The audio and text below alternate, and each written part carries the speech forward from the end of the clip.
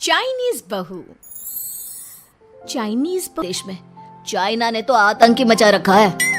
अरे क्या हो गया, क्यों चाइना को कोसता रहता है? भूल मत, तेरी ससुराल चाइना की ही है। हाँ माँ, पर ये देखना, लड़ाई झगड़े, ये बीमारी, ऊपर से ये देश कितना चालाक है, अंदर न जाने क्या क्या करता रहता है। तभी अंदर से बहू की चिल्लाने की आवाज आती है। अरे क्या हो गया बहू, क्यों चिल्ला रही है? माँ जी, ये देखिए, ये रूस ने यूक्रेन की हालत क्या कर दी है। ऊपर से चाइना में दोबारा लॉकडाउन लग गया है। माँ जी, अब क्या किया जाए? अरे तो तुम लोगों को क्या परेशानी हो रही है, मैं तो यही नहीं समझ पा रही हूँ। वो क्या है ना माँ, हम लोग चाइना जाने की सोच रहे थे, सांगसू के भाई की शादी है। तो क्या? अरे कौन सा उन लोगों के यहाँ भाई घोड़ी चढ़ता है जो बहन काजल लगाकर नेक लगी। माँ जी, उसकी आंखें बहुत छोटी छोटी है, उसमें या तो पुतली रह सकती है या काजल। साले की पुतली निकाल कर काजल लगा दो, अंधा कहीं का। क्या क्या बोले तुम मेरे भाई के बारे में? अरे नहीं नहीं बहू, वो तो बोल रहा था कि तुझे नेग मिल जाएगा। बहन है ना तो उसकी।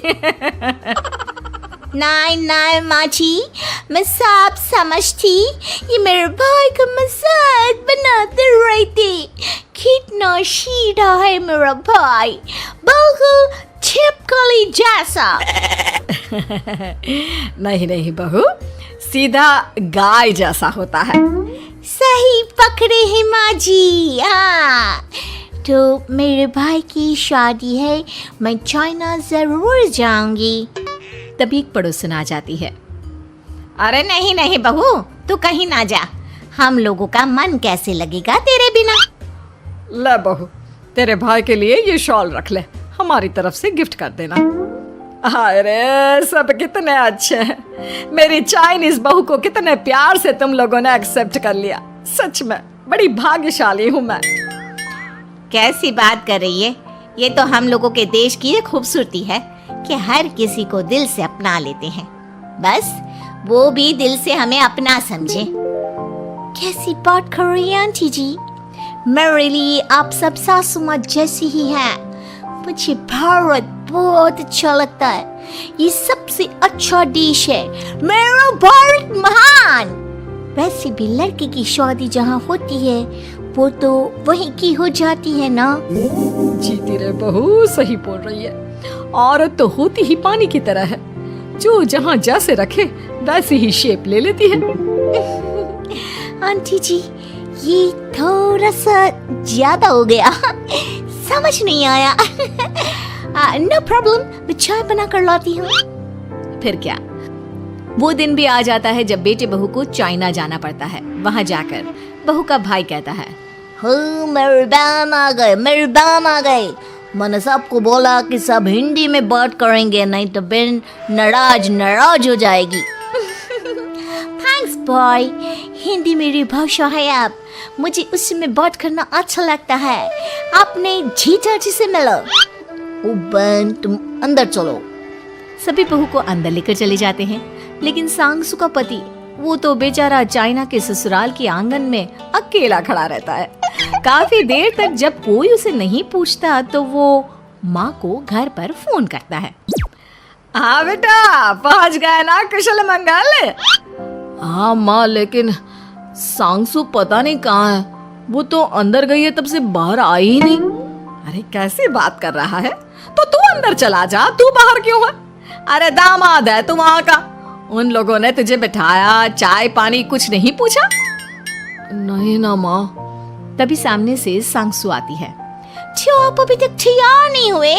और ये बैग लेकर क्यों कमरे से बाहर आए? इसे वहीं रख देते। कमरा? कौन सा कमरा? अरे कैसी बात कर रही हो, जब से तुम अंदर गई हो मैं बाहर ही तो खड़ा हूँ।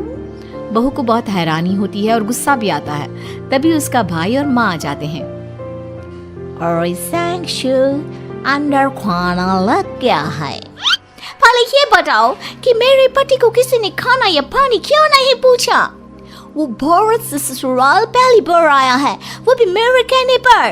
उनकी इज्जत क्यों नहीं देख बेटी, तूने जबरदस्ती जिद में शादी की थी तो हम लोगों ने कर दी, लेकिन अब तुम ये सोचो पूरी चाइना में मैं इस इंडियन को अपना दामाद बताऊं? So sorry. हाँ संगसू, और तुम भी चुप रहना, नहीं तो वो लोग मेरी शादी तोड़ देंगे। ओह, ऐसी बात है। कोई बात नहीं, मैं बाहर होटल में रह लेता हूँ, तुम वही करो जो ये लोग चाहते हैं। कैसी बात कर रहे हो? शादी के बाद पति जैसा भी हो, जो भी हो, पति होता है। वैसे भी तुम्हारे पूरे परिवार ने, सबने बिना सोचे मेरा साथ दिया, मुझे एक्सेप्ट किया, प्यार किया। मैं अपने देश में आपको अकेला कैसे छोड़ सकती हूँ? ये हिंदी फिल्म का ड्रामा बंद करो, मैं अभी अब बर्दाश्त नहीं करूँगी। चुपचाप अंदर चलो, नहीं तो ये शादी वादी यहीं खत्म करके इसे अकेले ही इंडिया जाना पड़ेगा। कैसी बात कर रही हो माँ, ये मेरे पति हैं। है नहीं था, हम लोगों ने यहाँ वकील को बुला लिया है, जिसके बाद अब तेरा तलाक करा के हम यहाँ के चाइनीज लड़के से तेरी शादी करा देंगे। अरे कैसी बात कर रहे हो? हम तो यहाँ तुम्हारी शादी के लिए आए थे। नहीं नहीं, मैं सांगसू के बिना नहीं रह सकता हूँ। हाई वोल्टेज ड्रामा होने के बाद से ही सारा माहौल खराब हो जाता है कि तभी एक लड़की आती है।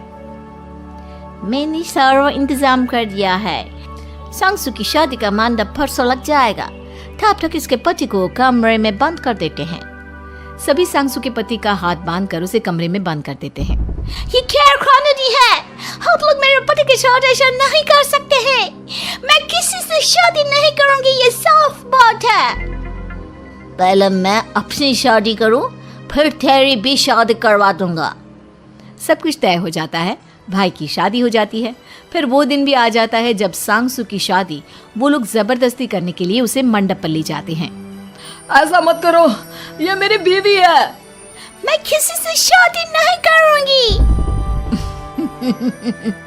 कैसे नहीं करेगी शादी? शादी तो तेरा बाप भी करेगा। हो, मैं करूंगा शादी। प्लीज कोई मेरी शादी किसी अच्छा औरत से करवा दे। चुप, बिल्कुल चुप। फिर माँ सांगसू और उसके पति से कहती है, तुम लोगों का बच्चा मेरी कैद में है। अगर तुम लोगों ने कोई भी होशियारी की तो मैं इस बच्चे को मार दूंगी। दोनों माँ का रूप देखकर हैरान हो जाते हैं। बच्चे की खातिर दोनों शांत हो जाते हैं और शादी की रस्में शुरू हो जाती है कि तभी सांगसू की सास पुलिस के साथ आ जाती है। माँ, ससुर माँ आ गई, मेरी माँ आ गई। माँ प्लीज हम लोगों को बचाकर वापस ले चलो। पुलिस सभी को गिरफ्तार कर लेती है। बेटी के बच्चे को मारने की धमकी तो कोई चुड़ैल ही दे सकती है। अरे तो ये चुड़ैल ही तो है।